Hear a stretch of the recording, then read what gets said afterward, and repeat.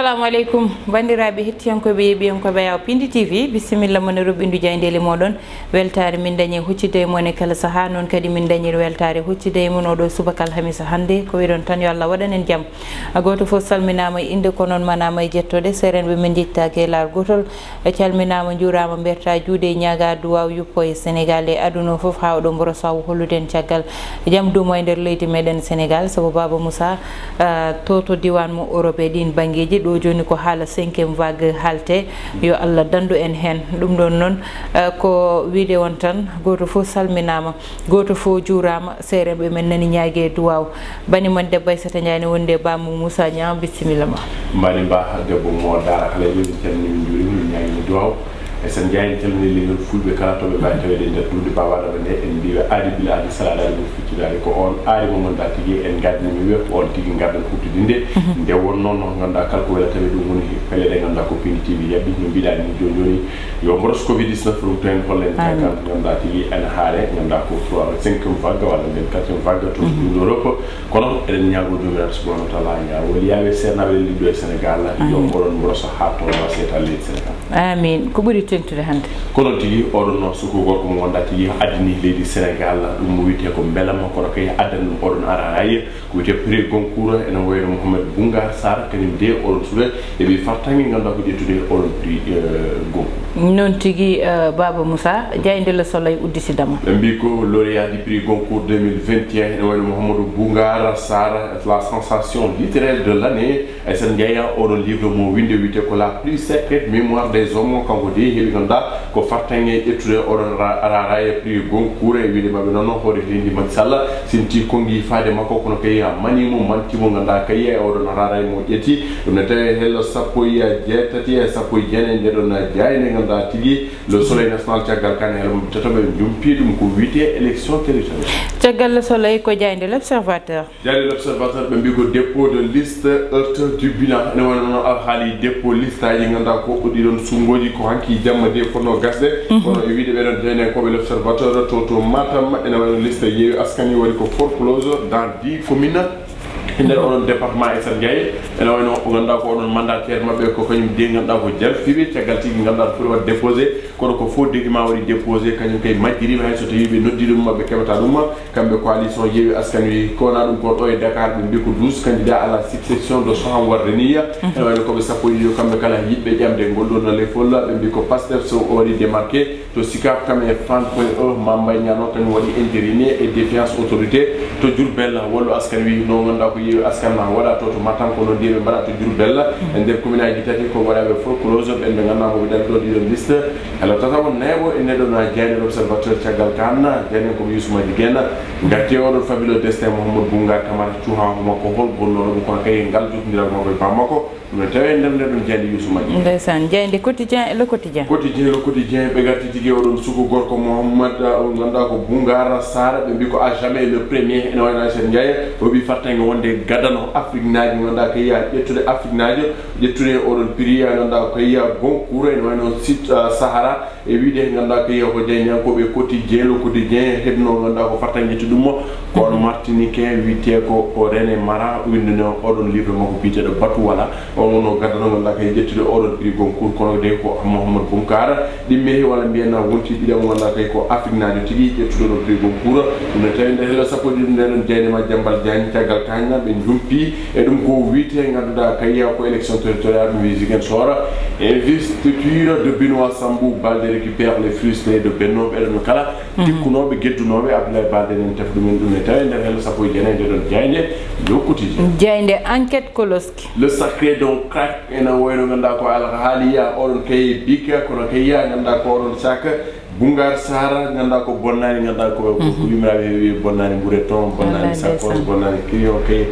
wadde mbiyen o yoɓi quoi kanko wawno waɗede jangde o yoɓini ɗum quoi ɓe wi le Sénégal est le premier africain subsaharien à obtenir la distinction Aissata Ndiaye ɗum ko fartange ko weltare wonande ɓesgu Sénégal kala o wi ko kanko Mouhamed Boungar Sarr kongi makko tawi nder leyɗo Diaynde enquête je pense que tout écrivain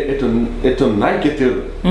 kala bindo ko wittiyanke ko ganda ko jiltoro ko losko non wade ko ngi makko ne tawde helo di yawo jeego ha jidi nden jayde ganda ko enquête tagal kan be ngati ganda ko local 2022 to ganda ko mairie de Dakar be mi ko la guerre des trois Doudou Wade Barthélémy Diaz wonde Abdoulaye Diouf Sarr jayde la squad las enata hore lendi Macky Sall ina wayno non lamtor pour guerre no ke widemo o atti tigi ngana ko violence politique idon fitinaji teskete tigi dawrugol do nder leydi Sénégal be mi ko Macky fait la leçon aux acteurs ena wayno non ko hirdini be ganda o wasi mi ko radio wajima wonde de ganda ko wasi yede tana e haali dawrugol do nder leydi Sénégal e sen yaay kan tawi nder helde jego mon de don na jayde tiagal kana ena wayno be gatti Mahamadou Boungara Sarr be mi ko Sarr o firmama ena wayno tiagal kana dene ko be lasa ngati ganda ko kadon lana yuka to c'est lui to be don kala jowono ko yaade immigration clandestine kono de tiagal e pa ballal alla e ballal marine nationale ena wayno ko kayum ti faabibe ko be capanne jeetato dido te sen de ko bodol bulbinaade ena wayno rewbe didi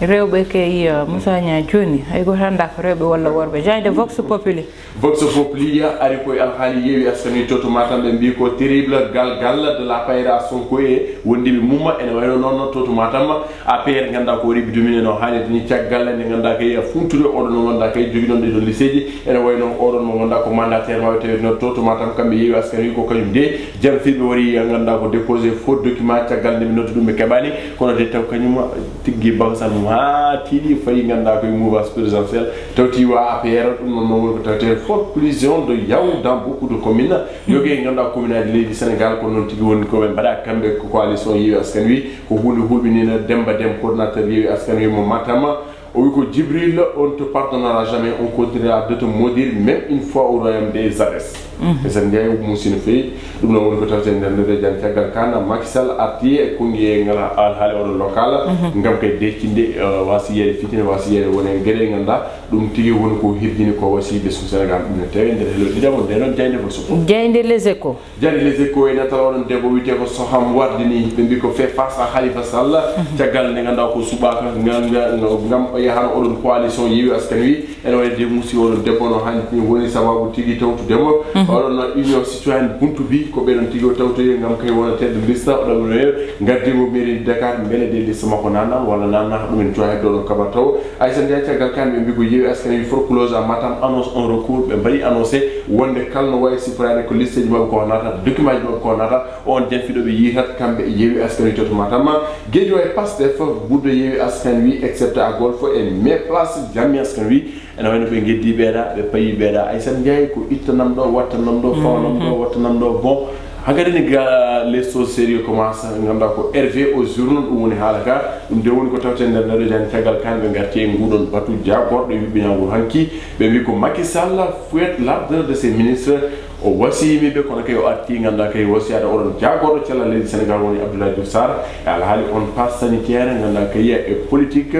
kaymen kala nganda ko yonde cinna gilay mon kono kay ya wasi wede fitina tesket do nder Sénégal jayde libération be gatti ko restitution keftogol passeport mo Ousmane Sonko kono kay e gittogol nganda kay contrôle judiciaire pawale do mako hokkide passeport mako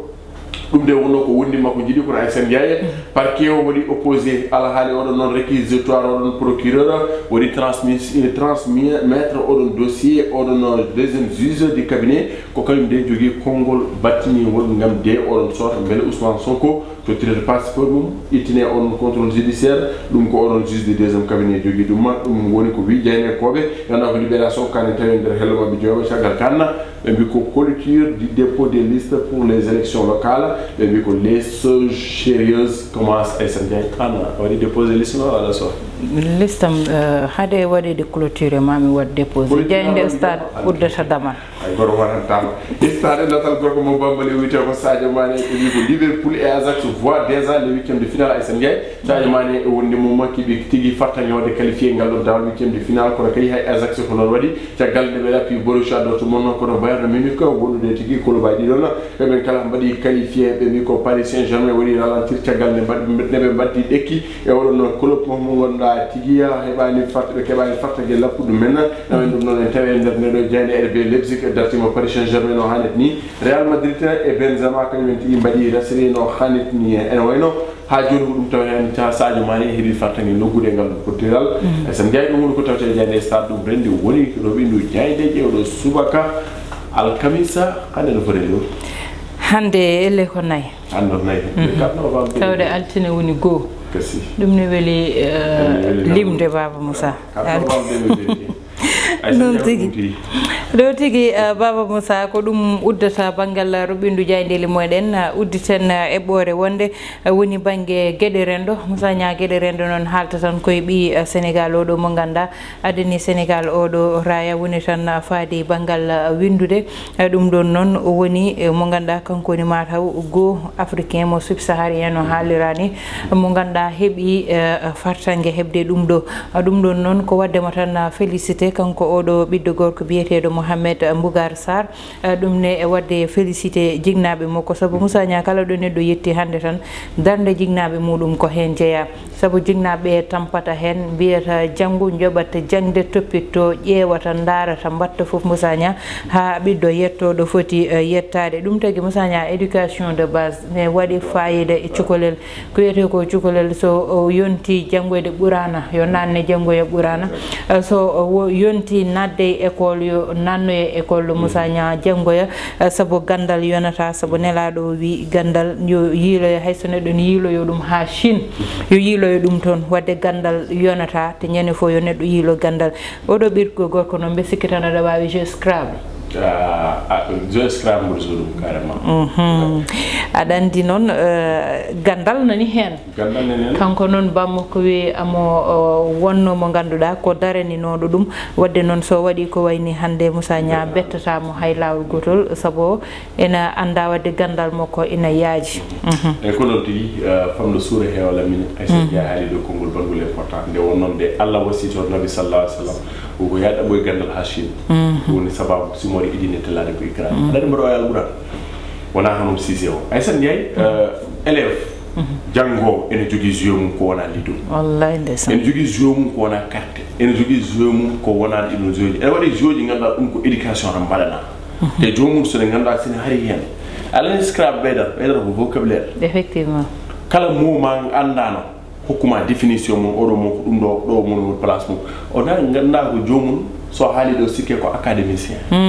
c'est très important wadde oɗo littérature makko omo waddi hen jo quoi parce que hunde sa wawi ɗuma fijiranide rek holko ngakki hen quoi c'est à félicité kadi ko adan leydi Sénégal ko no mbiɗa joni joni ko jinna makko e cakki less Aissata Ndiaye ko noon pulaar wi so gamri tiggo yoɗi ko yumma jaggue balaɓe non tigui so tawi o waɗi ko gueɗe paaɗe ni waɗa mbiyen golle mbaɗe ni ɗum ganduɗa ko jinnaɓe gurtimo hen wadde mbiyen jinnaɓe wonɓe feere ganduɗa ha suwaɓe mbaɗa golle mbaɗe ni kadi wadde mo félicité kanko effectivement ko yiɗo o ganduɗa ko à jamais on a histoire o maddira le premier Afrique subsaharien ƴettuɗo oɗo prix caggal batu wala nane programme sa ari ganduɗa ko littérature négro africaine sa ari hen premier livre mo ñangiɗa ko batu wala mo René Mara te René Mara ko martiniquais non tigi hande oɗon wawi jeeyde programme ganduɗa ko sous région foof Afrique de l'Ouest en janggamo Aissata Ndiaye il est à félicité min jarnimomo min jettimo min mbaɗimo félicité min mbiyo jogoro jaam non tigi Moussa Nia ha joni tan en keddoto e makko saabu haali joni ko waɗi fayida hande cukalel watte accompagne mana cukalel duusete Moussa Nia cukalel no duusirta ɗum woni hoto woppit ɗum sago muɗum saabu won sukaɓe ganda hande jangde haydara kalani hen kono Moussa Nia so tawi cukalel jaɓani janggude yummum woppi ɗum jooɗima walla bamum woppa jooɗo wiya o jaɓani janggoyde de kanko kay jangde ala ko wi hen woppide ɗum e sago mum jaɓani janggude kono nanno ɗum e meccal janggoya meccal janggo nafa ɗum Moussa Nia yiyat mawɓe hellifaɓe ɓe ganda Moussa Nia jaɓani janggude goho ɗiɗi ngala meccal Moussa Nia wona ɓe ganda hande ko dardartoɓe e beddaji hay joɗade jeeya mbawa ɗum saabu kala marchandise mo tottuɗa ɗumen coftata hen saabu ganda ɗum cukalel jangguinte ko wadde responsable e dañde responsabilité guilani woni cukalel gandina ɗum a wonate ɗum ɗo tan sa wonani ɗum ɗo gona e ɗum saabu ɓiɗɗo debbo e ɓiɗɗo gorko wona gotum hande ɓiɗɗo debbo aɗa wawi jogade ɗum e galle salo janggude jangguina ɗum defu jangguina ɗum fittude jangguina ɗum defde saabu janggo ma nanno ɗum e galle muɗum te Moussa Nia hay ndefu nguɗon ko janggata e nder galle muɗum ne wawi nafde ɗum saabu janggo ne wawi fawde tabal ne yeeya bottari muɗum ne wawi fawde tabal ne yeeya kaccitari muɗum ɗum fo ina nafa ɗum kono noon so tawi ko ɓiɗɗo gorko yo yimɓeɓe ɓeydo Moussa Nia tinnade e sukaɓe woni debbo woni gorko sabu hande so ƴeewama école aji ko rewɓe ɓe daɗata ko ina keewi Moussa Nia ko gonta jeesa ko ina keewi hande a haali joni téléphone aji hewɓe hen jogori ɗum ko jeu Moussa Nia surtout noon jeu uji ganduɗa ko jeu uji badde violent haare fiyodirde e fetelaji fiyodirde goɓɓe hande feeñi hay réunion dañata hande woni ga Dakar woni e nder Fouta woni banggue goɗɗo tawa gasirta e haare piyodiral cabbi bone yalta hen naweɗa police jignaɓe ma tampa an tampa Moussa Nia yo jignaɓe ɓeydo tinnitade e sukaɓe kono yo sukaɓe mballu koye mumen nanana jignaɓe Moussa Nia saabu nawataɓe tan koɗo ganduɗa koye peewal e ko noon tigi alandi waɗi caɗele ɗe tan ko yogue ganduɗa ko jinnaɓe janggani ay so tawi ko jinnaɗo jangguɗo alani la majeure partie e sukaɓe waɗɓe ressude janggue tan ko jinnama woni en janggi jomum jangi tan ma andu nafoore jangi ma hirnu hen kadi ɓiyum kono jomum jangan tan so ɓiyum wersinima tan kañum wersinor ay tan mi yi hanke stati go ganduɗa sugu goto omo winda ɗum ɗo makko ko wiye no wiye fourniture makko ko ɓuri sodde o windi gonɗa ko kayit devoir windi 1000 francs o windi a calendrier o emploi du temps 10 000 francs o windi adjectif qualificatif 6 000 francs joni oɗon windu ɗum holmo tuteur o mani jinnal mako janggani somo winda ɗum ɗon 6 000 15 000 jinnal mako janggani jinnaɗo jangguɗo a suusani wadde ɗum certain truc par ce que a wiyat min de somi dañani moyen baba mannan ɗomi devoir am somi dañani moyen nena mannan ɗum devoir am raison pour laquelle a suusata wadde wone gueɗe min saaji nden mbaɗa yiɗanno wakkare école alors tawde wakkara école par ce que mboɗo andi somi arani mi addat justification te min suusa fende mi wawa fende donc nak hankene wonno piggal hankene wonno hulɓinede hankene wonno éducation mais hande la majeure partie ganduɗa ko suhaɓe walla men jangguinoɓe pédagogie on manqui quoi a wiya piggal tan nehani wona jinnaɓe wona mbuseji mais des fois hulɓinde suuho beele haqqille mum arti hen par ce que woni hen sa hulɓinande men ala ko mbatta te surtout no mbiɗani zowuji surtout TikTok hande a jiyat jomum won nder classe waɗa vidéo TikTok min wima taw ganduɗa ko scrable non noon hay gore mabɓe la majeure partie 90 a tawata e téléphone uji mabɓe ɗi jeu éducatif ɓe gandani ko a tawata ɗum hen ganduɗa foti ɗum ko wadde wasiyade tan jinnaɓe ganduɗa ko tuppi hay sa janggani ganduɗa wasi ɓiɓe ma wasi ganduɗa ko sowama ne jangga kala saaha hay sa tawi a janggani wi jomum yo hippi laçon mo jomum ala laçon mo janggumi janggo wona gonga enen meeɗa jooɗa hay vacance a diwi jangguɗa donc nak ay sen jeeyi ko ɗum ɗo woni kongiɗo ɓen dowirta noon tigi Moussa Nia kono noon wonɗo calotome ma woni ɗum mbiɗa ɗo o jignaɓe ɓe janggani ko ɗum saabi ɗum Moussa Nia minen nenam janggani kono sukaɓe mo ko goto fof wonɗo fawi ɗum goto fof o waɗanno surveillé te paɗe mo ko ɓontono saaha fof o yaaha école o ƴeewoya beele ko gonirɗa toon e ko joɗoriɗa toon te ɗum ne waɗi fayida ko jignaɓe tan darade darde mumen ganda mi janggani kono ɓiyam ne foti janggude koye ɗi konngudi guddeten Robindu Diaydeli meɗen wiɗon tan yo Allah rokken jaam e cellal ceerno Ly a haali gonga ayde miɗa si yejjide ko ni tan sisiɓe e jobjoɓe tan jotto e hakkille o ko noon tan Moussa Nia ay ceerno Ly waɗi lancé challenge baɗɗo fayida wiide yo piindi yetto e 1 million d'abonné 1 million d'abonné oɗon min patta ɗum koye on te ɗum ɗon ne min padirta ɗum ko oɗon jeeɓa oɗon mbaɗa aimé kono oɗon mbaɗa partage oɗon haala Pindi TV saabu Pindi TV woni ɗo ko ɗemgal meɗen noon ko enen kaɓoto ɗum saabu enen goni soldeteɓe meɗen Moussa Nia hay goto daronta ko amen hande ena haɓano amen ko enen mbawi darade kaɓanoɗen koye amen kala ko metti mon oɗon mbawi haalde ɗum e commentaire changé kala ko jiɗɗon no yaara oɗon mbawi haalde ɗum saabu minen ko onon min joɗani ɗo onon jeeyi Pindi TV minen min jeeya Pindi TV min garanta ko on min dawanta ko onon min jipponto ko onon wadde noon 1 million d'abonné oɗon amin cohli ɗum te amin yiiɗi yiide compteur o ina ɓeyda Moussa Nia challenge ceerno Ly challenge o waɗama lancé hande jeudi ganduɗa ko 4 novembre wadde mbiyen ɗo e ganduɗa ko mayre hitande 2022 yaata hay so tawi ganduɗa en jetta 1 million 500 millions yen mbaɗɗum franchir woni défi men ganduɗa ko enen kala ceerno Ly e ɓoore ganduɗa ko wonde fayida kadi miijo wonde fayida nde wonnoon so tawi tew fo an heñere laaɓi sohla e sen jeeyi enen dennagal ɓiɓɓe fulɓe tembo sikken ɓuri 1 million waɗi men Pini TV yo yetto 1 million kadi ganda kala chaîne gonɗo e nder Sénégal taw Kulaw yo yetto 1 million